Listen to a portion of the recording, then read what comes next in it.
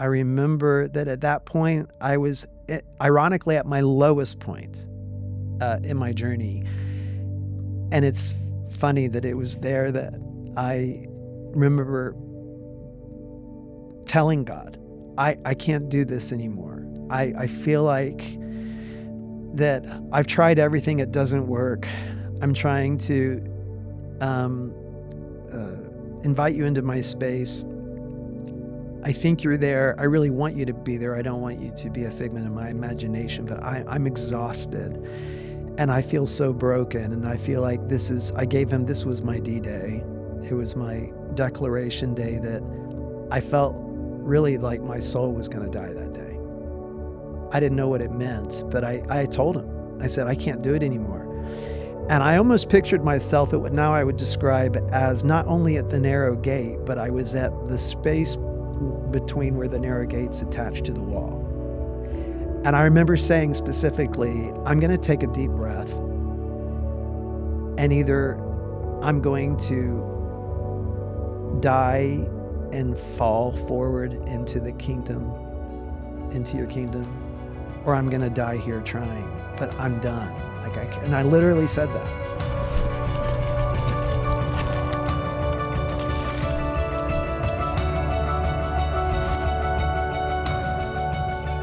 Hey everybody, welcome back to another episode of the Covenant and Conflict podcast. We have a very special guest, one that's been cooking in the background for months, and we finally got him on the podcast. My friend, Rocket Rudolph. Thanks for being here. Oh, thanks for having me, David. We've been talking about this for a while. It's been a few months. Rocket is a good friend now, recently moved to the area, so now is officially a Texan, has spent time in Brazil, in Israel, in London. He is a Torah-observant Jewish follower of Yeshua. Ain't that a great, beautiful mouthful? And he has an amazing story that I wanted to just allow him to come and share with all of us. You're going to be blessed by it. So without further ado, Rocket, how are you? I'm doing great. Thanks for having me. It's so good to have you. There's so many places we could start with your story. You have an amazing story.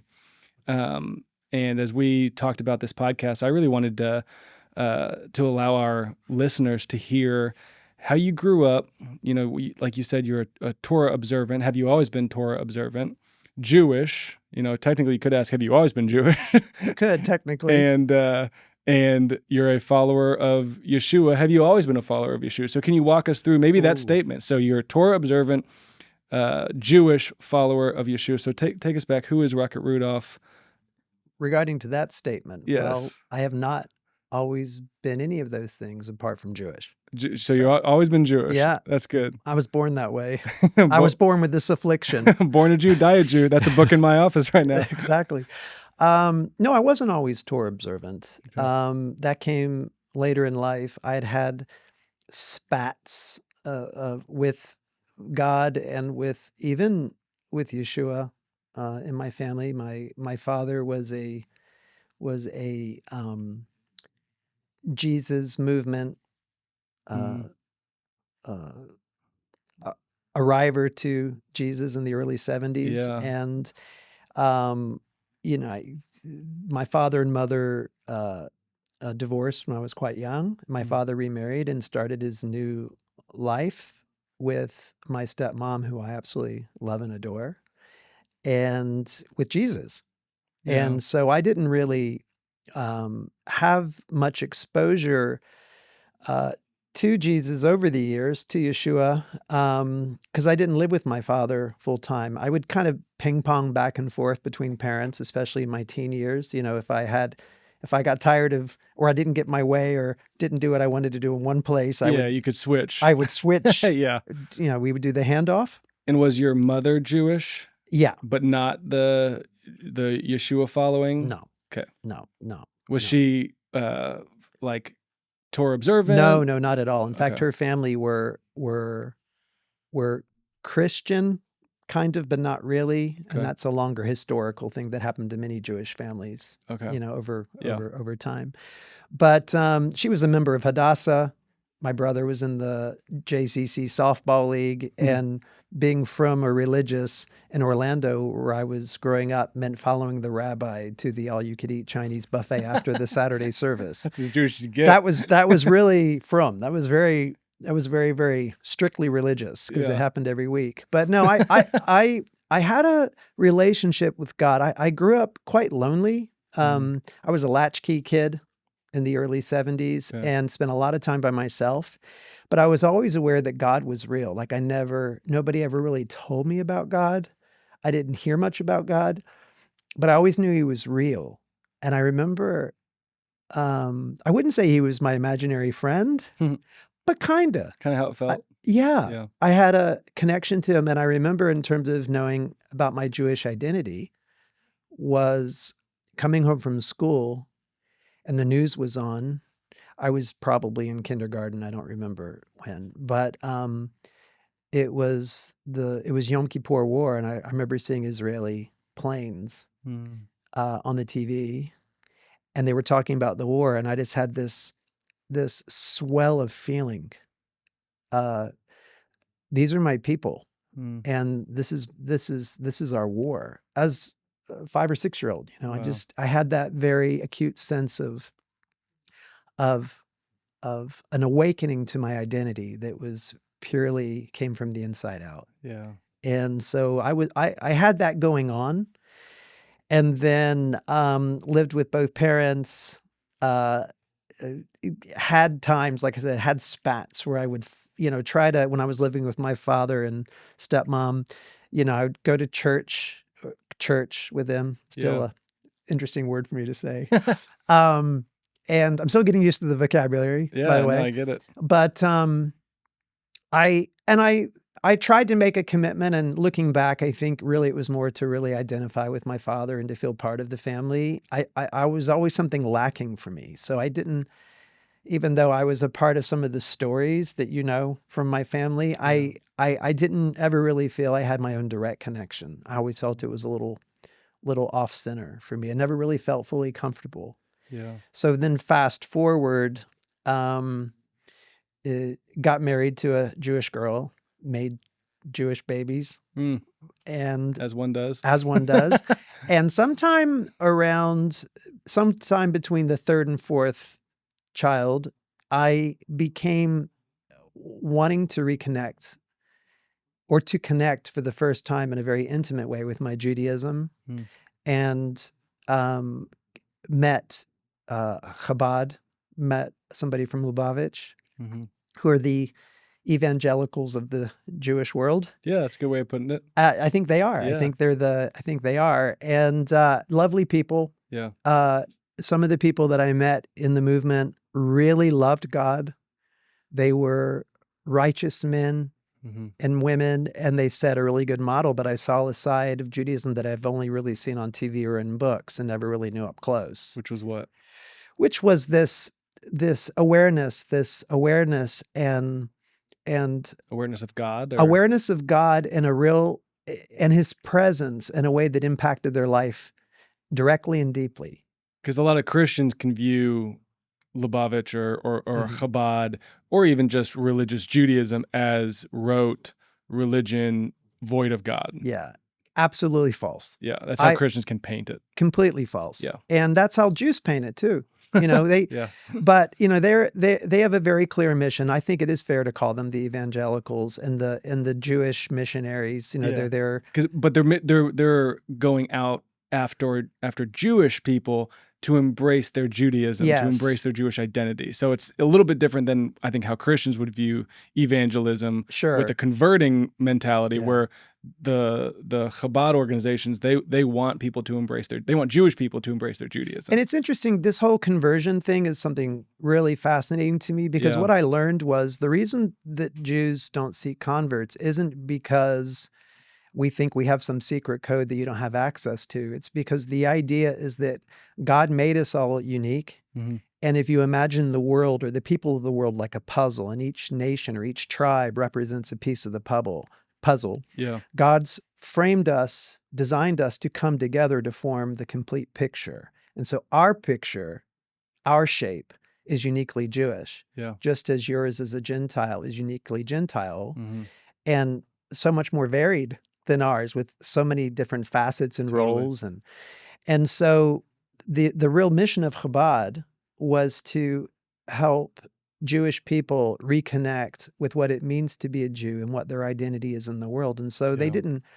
there was no need to preach Judaism to non-Jews because they have their own path to God. And I Yeah. think that's something that's misunderstood. It's not definitely coming from a place of superiority or we have it and you don't deserve it. Yeah. It's just that it's a different calling. Yeah. And I knew many Chabadniks and rabbis that encouraged their Gentile associates and friends to go after their faith in Christianity or to go after Yeah. their connection with God. Totally. And so, but I saw living a Jewish life in a very practical way. Was this in London?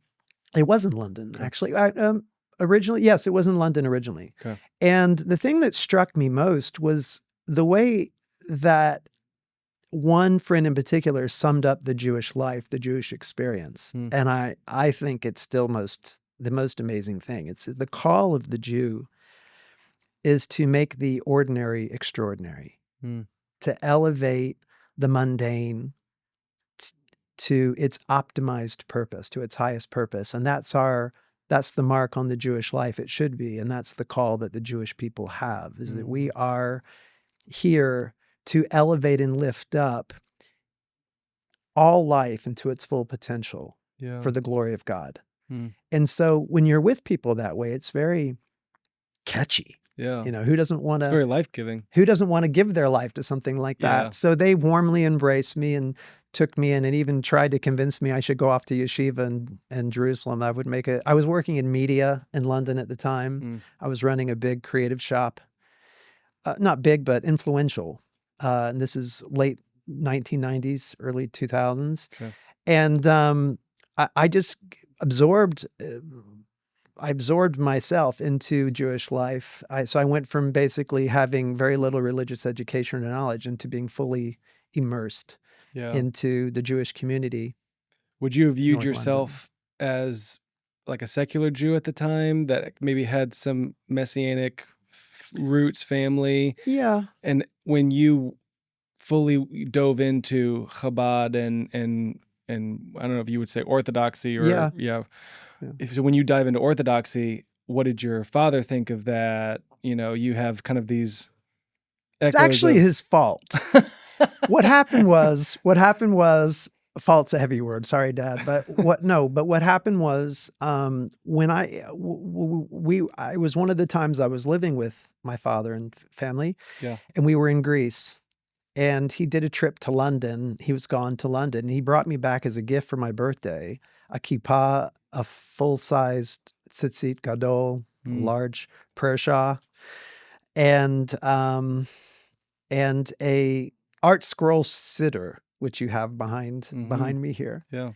And I was like, this is so cool. Oh my gosh. Now I'm a certified proper Jew boy. Yeah. I have all the accoutrements for it. Yeah. And I didn't know what I was doing, but I remember that living with them, of course, there was church, there were things to go to. And I almost felt naughty, guilty. I remember secretly absorbing the siddur and getting up early and praying, and how crazy. Now we're backtracking the opposite direction. I was 16, 17 years old. Yeah.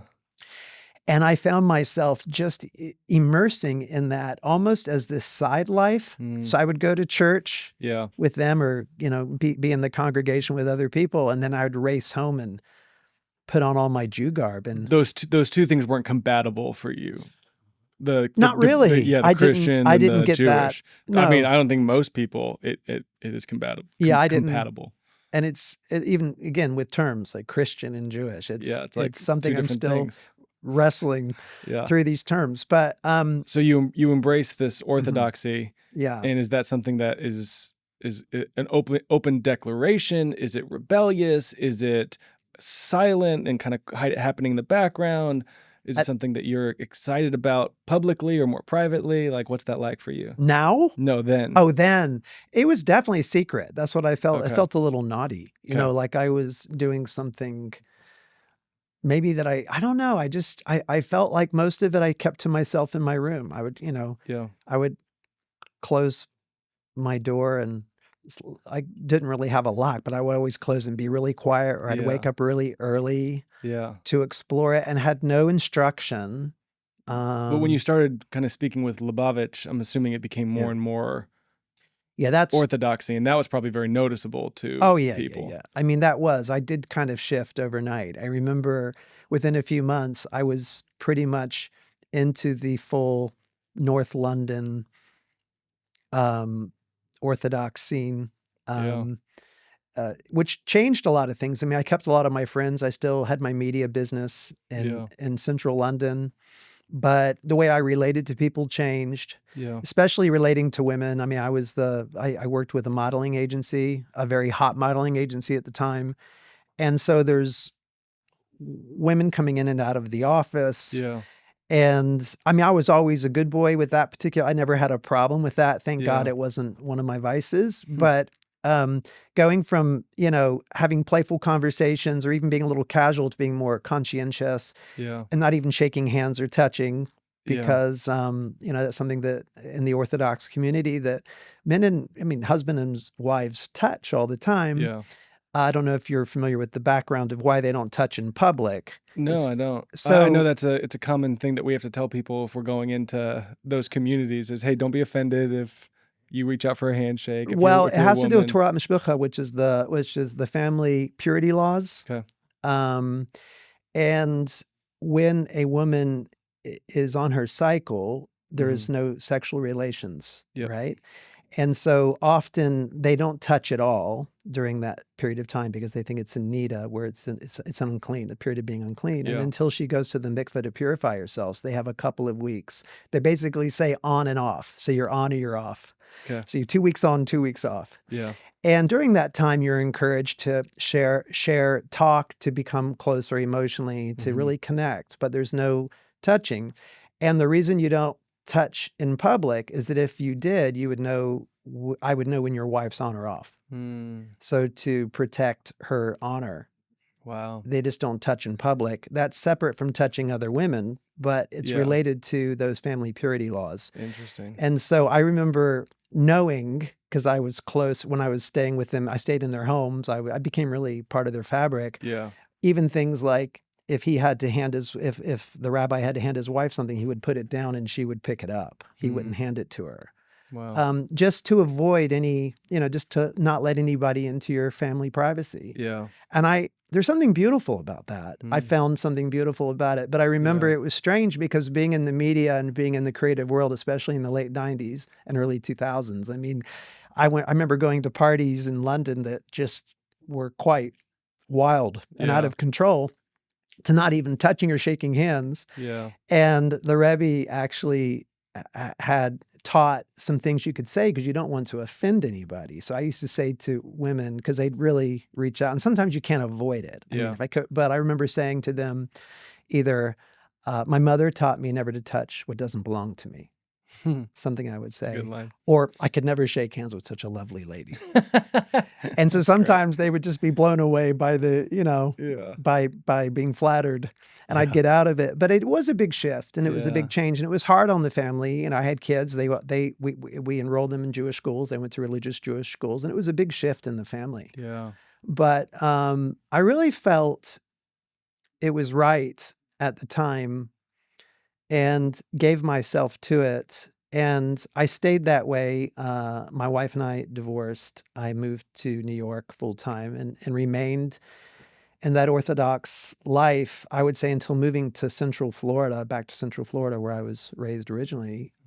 So about, I would say, 15 years. Wow. Mm-hmm.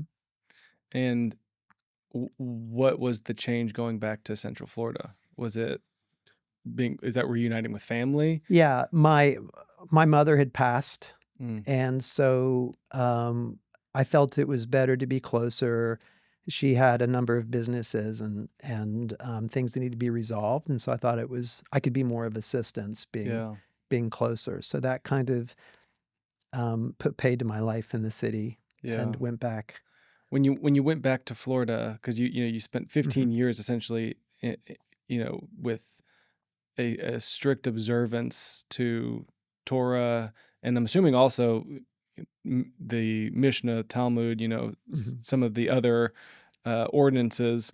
So looking back at those 15 years, both in the middle of it and now in hindsight, we've talked a little bit, certain things that gave you so much life, Mhm. certain things that were just way too hard to do in modern life or in a modern city, and then certain aspects of it that maybe were not life-giving or draining. Mhm. So like when you look back at that, what do you look at 15 years of I think, orthodoxy? yeah, I mean, I kept a lot of it treasured. Yeah. I felt like, but it was so hard moving back to a place where there were very few observant people at the time, and Without the it community around without the you. community, and it's Mhm. all about community. Yeah. I mean, it's living these things like it is now. We walk these things out together as community, Yeah. and so it was hard being in a place where there weren't a lot of observant people. And when I use the term observant, I'm really referring to orthodoxy. Yeah. It became quite unmanageable. I did try. I remained kosher, not style.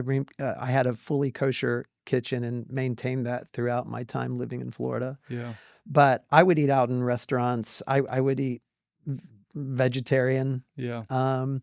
And then I stopped wearing my kippah, and then things slowly. And I also got into another relationship at the So time, things kind of drifted romantically. I slowly. drifted, Yeah. got married again, Yeah. had a son, and although my wife at the time, who also had a Jewish background, fully embraced my Judaism and was excited to learn about her own story, her family story, and we celebrated Shabbat and things.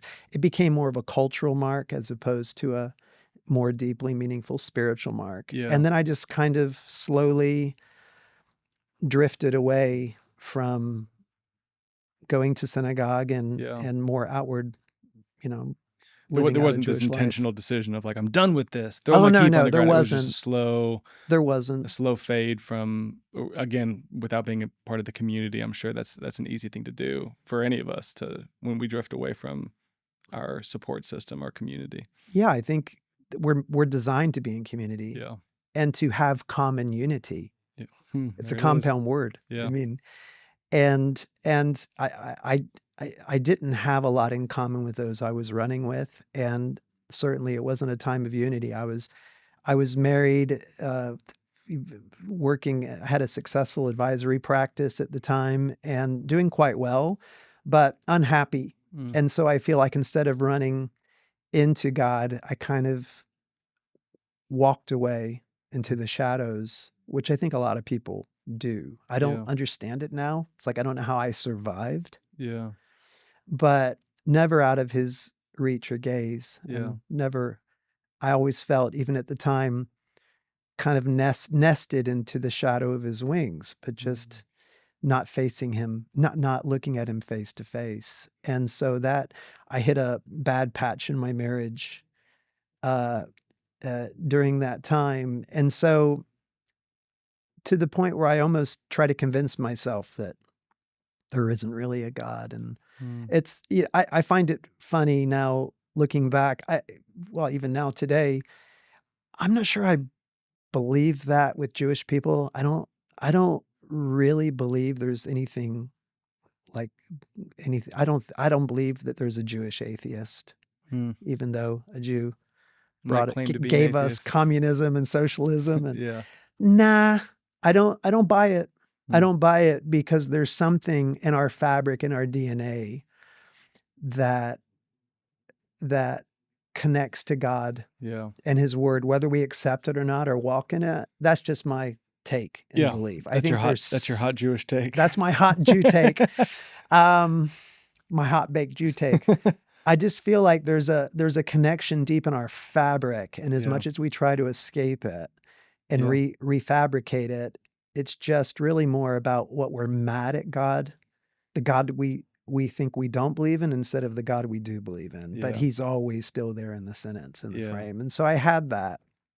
And then this is a good direct segue into what happened next. I Yeah. was working in my practice. I had an office in London at the time still, and in Dublin, Ireland. And I was heading up the Americas for the business. And we had a big opportunity to do a global audit for one of the world's largest mining companies, and to go to all of their headquarters around the world and to find out from their key leaders what was working and what wasn't working. And the headquarters of the business was in London. But Okay. because I was living in Florida, I took South America, which was Brazil, Chile, and Peru, Okay. and had to think in English. I was going to get into Portuguese then. And so I went down there and was coming at the end of my marriage and was in kind of a floaty space Yeah. with God. And when I landed in Brazil, I felt very impacted by being in the country. And I had no idea. I'd traveled all over the world, had nearly 1 million real air miles over 30 years. Wow.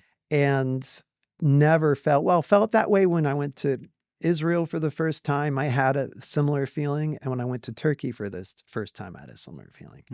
But when I landed in Brazil, something woke up and got switched on inside of me, and I became deeply emotional. I remember arriving to Belo Horizonte, which was the city I was working for this project, and I became undone emotionally. And I didn't know why. It was something about that moment, that place, the geography, the timing, but I really began to cry. Went back to my hotel room, poured a drink, and cried. Yeah. And didn't know why it was. And it ended up being that country where I met the Lord and had a direct encounter with the God of Abraham, Isaac, and Jacob for the first time. What was that like? This is when you poured a drink, you were feeling emotional. It was after that, but Okay. I started to feel this connection to my Jewish roots and my kind of Jewishness Yeah. in that emotional time, and I really didn't understand it. Met a gal while I was there, who was part of the project that we were working on. We stayed in touch after the project finished and kept writing to each other, and became romantically connected and involved. And I decided to relocate to Brazil and to live, and I wanted to marry this woman. And I felt like it's the most peace I've ever had in terms of being in a relationship, and felt comfort in it. And so I moved to Brazil during the pandemic, right at the beginning of 2020. And we were married. And it was during that time period that I started to open myself up again to God. And it came through a lot of pain and frustration. Yeah. And I had started a new business, and was feeling very promising. I had a lot of promise about this new business, and this business has to work because it's amazing and brilliant, and why wouldn't it be? And it's awesome. Yeah.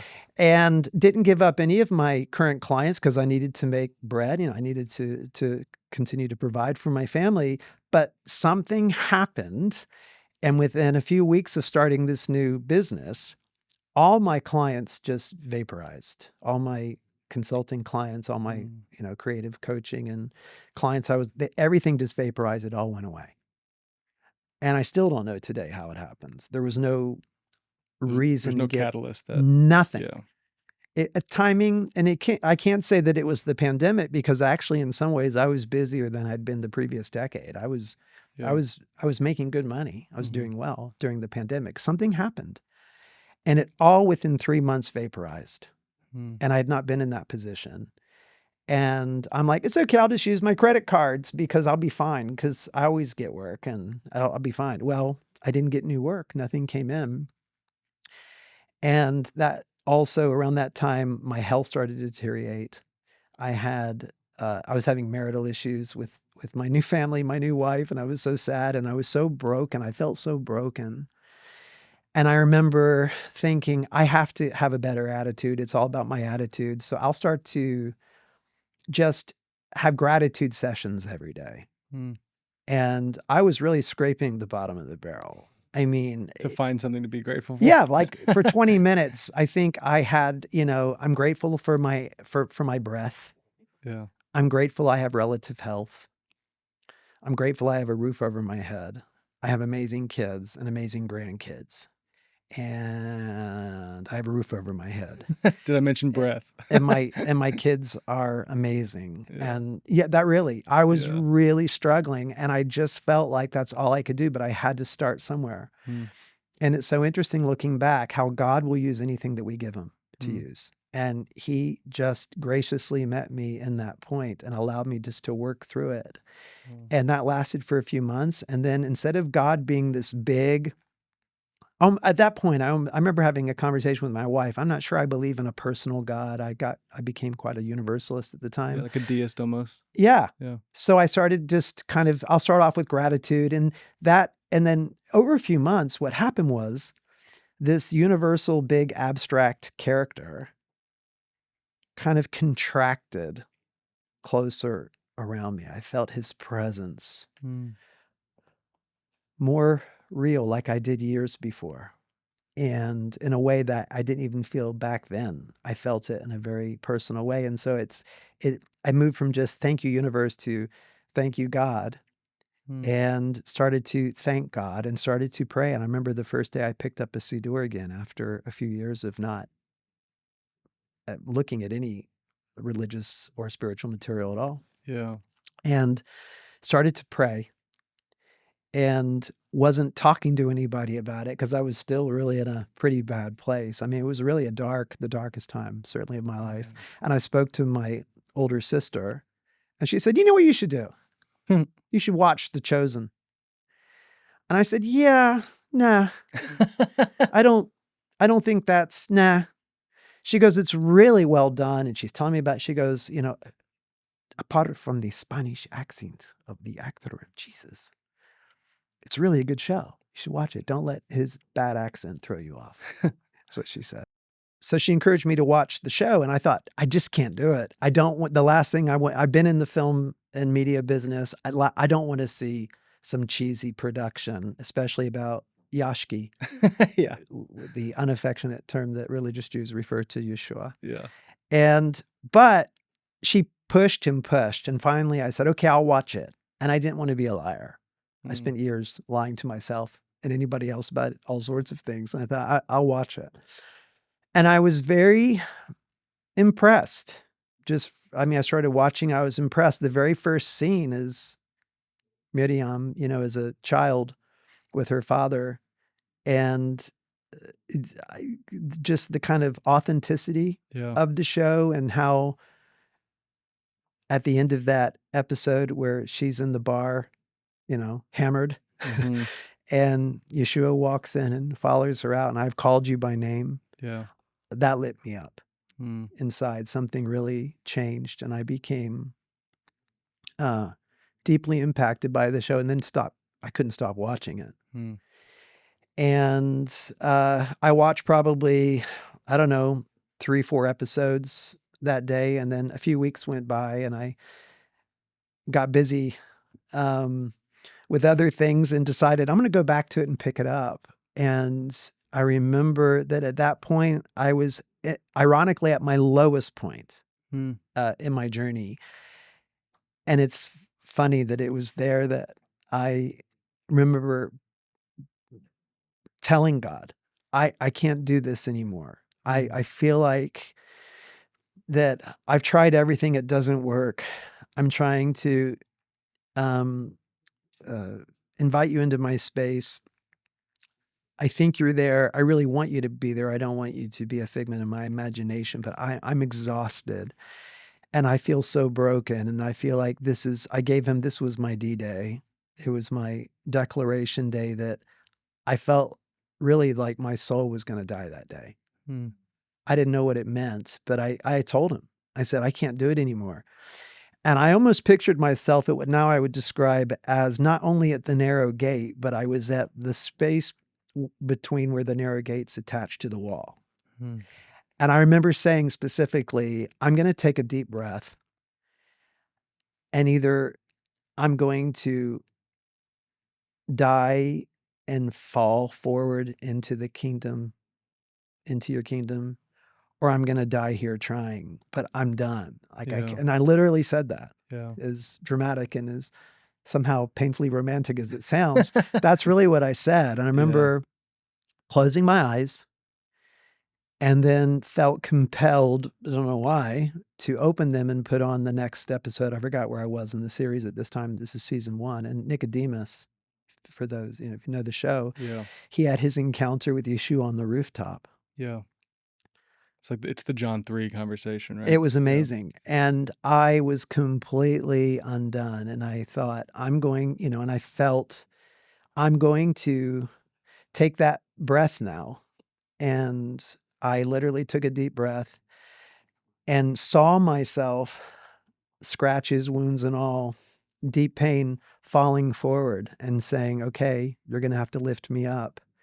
And at that time, Nicodemus had said, I'm standing face to face with the living God, more or less. Yeah.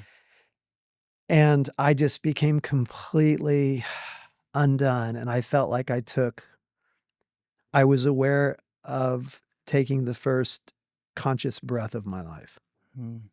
I felt that's when I had an encounter with the living God for the first time ever, and that he really put air into my lungs.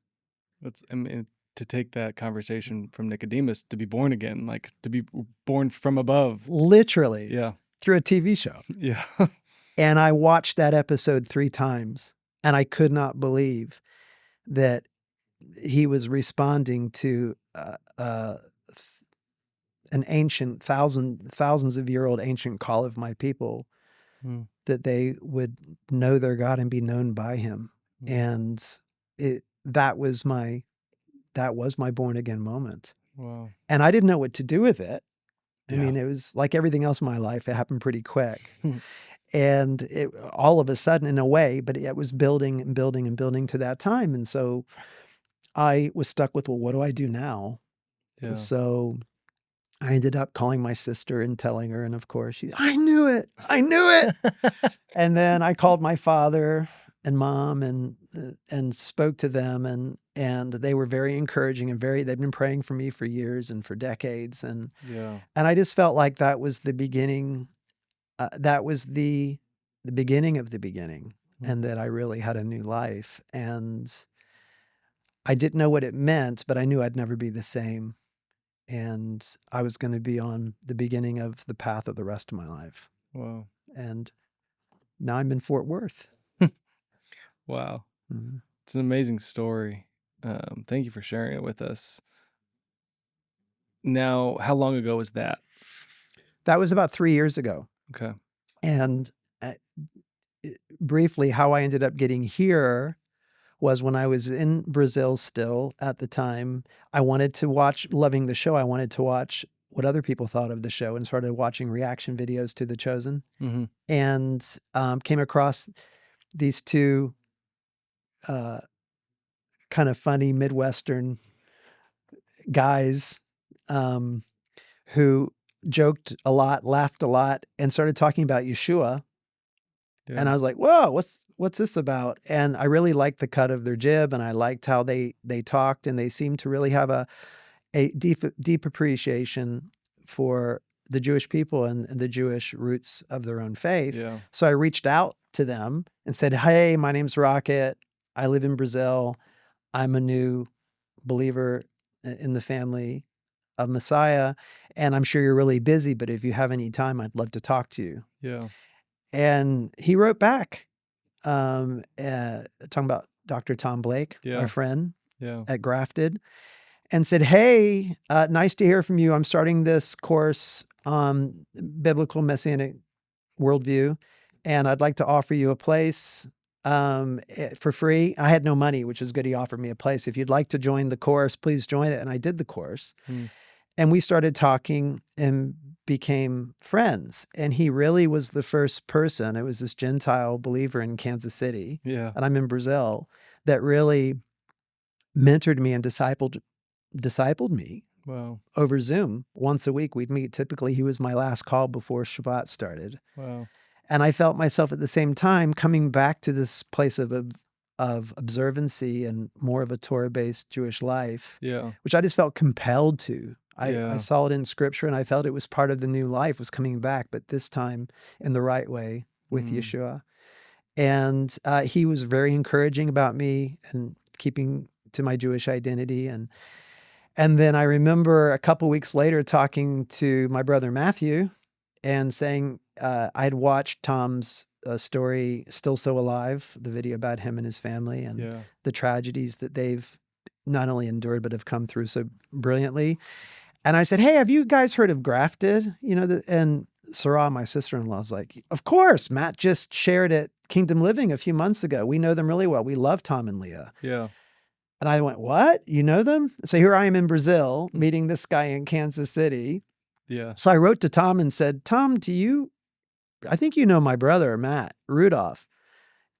Oh my gosh, Matt Rudolph's your brother? So he actually called Matt to say, there's this guy, there's this cat in Brazil called Rocket who says you're his brother. Yeah. He said, yeah, that's my brother.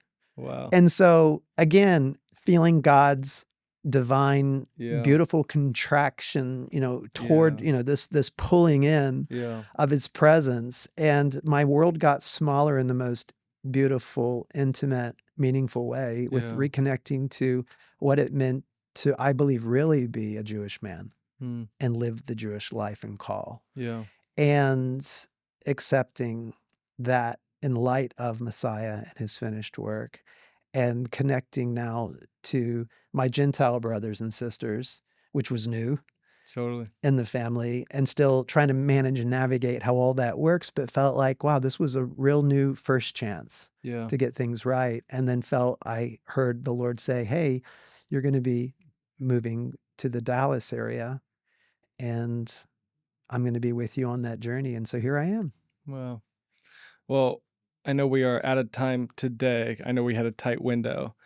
I'd love to have you back and talk through this Jew-Gentile relationship that we're both navigating, and I think the church is trying to navigate. And you have such great perspective on someone who's lived such a full journey, tried so many different ways to connect to God, and now through Yeshua, but not abandoning Torah observancy and what it means to be Jewish. And it's such a prevalent wrestle right now that we see taking place with Jew and Gentile. But as we end this episode, before we have you back next time, what would you say is the clarity that maybe Yeshua gave you in your Jewish identity, and where is it missing?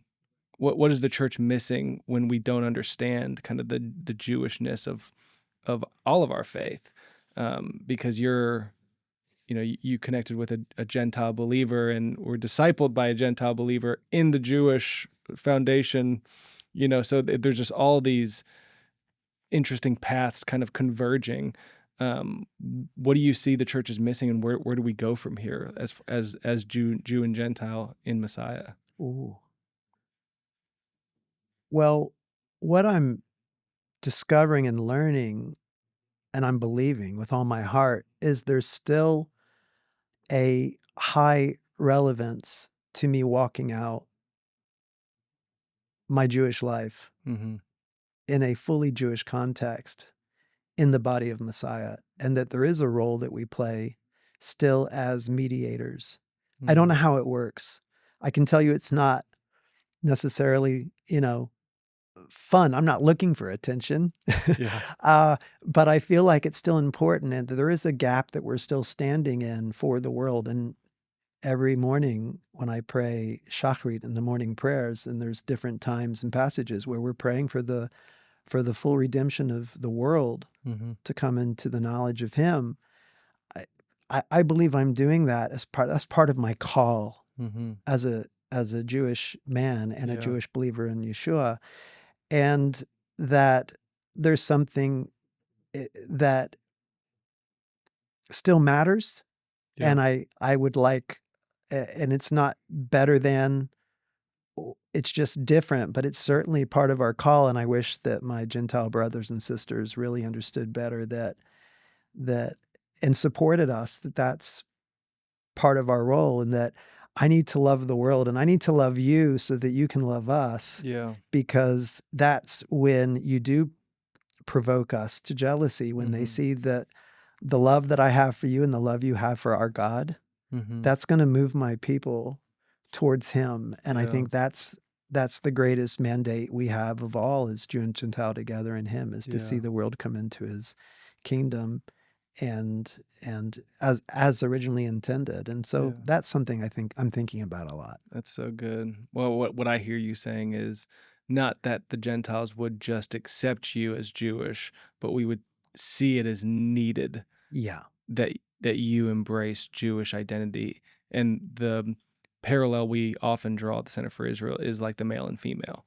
And if you know, the male church tried to convince female identity is not really important anymore, because Galatians 3:28 says there's no longer male and female, so why are we doing this whole male female thing anymore when that's been done away with in Christ? Is kind of how it's, Ooh. yeah, We have to come back to that language, word. I know. Woo. It Yet male female is something the church does understand fairly well, and we would all say that's ridiculous. Not only should we accept females as female, we need females in the church. If we don't, we're almost not the church. We're a men's ministry. It's like that's not what the church is if we're lacking this other distinction. But the church in large hasn't gotten that understanding or revelation regarding Jewish identity. And it's not that we just want to accept you. Okay, yeah, you're Jewish, and if you want to do the Jewish thing, that's okay. I love you. I love you regardless. Like, no, this is needed. This is essential if we're going to be the family, the one new man. Just wrapping on that, going back to that picture of the puzzle, and we Yeah. all, every tribe, and I still believe that Mhm. God, otherwise we wouldn't be in tribe. I mean, God makes us who he makes us for a purpose and a reason, and to encourage each other to know our shape and how we fit together. Yeah. And it's only when we all come together truly that we can present that one picture of who he is and what he means to the world and how he's calling us back into his belly, into his presence. And So good. that to me is what we need to be continuing to aim for, day by day, moment by moment. Yep. It's a relationship. It is like a marriage. It's For sure. it's little by whether little. whether we always like it or not. Yeah. Embracing dare I say, the conflict, the covenant and the conflict. That was well done, David. Thank you. I try to find a way to squeeze it in every episode. Brilliant. Well, thank you for being here. Thanks for walking us through your story. I know it won't be the last time that you're here, and we can dive into some juicier topics. Juicier? I heard juicier topics. But thank you for being vulnerable and just sharing your story. And it's a privilege to know you and to embrace this wrestle with you, because there's still so much to be done and so much that needs to be wrestled through. So thank you so much for having me. I'd love to come back and talk and wrestle with you through these things. And I want to extend appreciation to you and Center for Israel for the work that you do. You guys were big supporters of me when I first came back to the States. I didn't have anywhere to go. I wasn't sure what I was going to do, but felt I needed to be in this area. And you've been great friends to me, and I really appreciate it and feel very welcomed here. Thank you. You feel at home here. Good. So thank you. Good. You are at home. Appreciate you all. Thank you. Thank you. Well, that's all we have for today. Check out our other videos, links, sermons, conversations, and we will see you next time on the Covenant and Conflict podcast. Have a great day.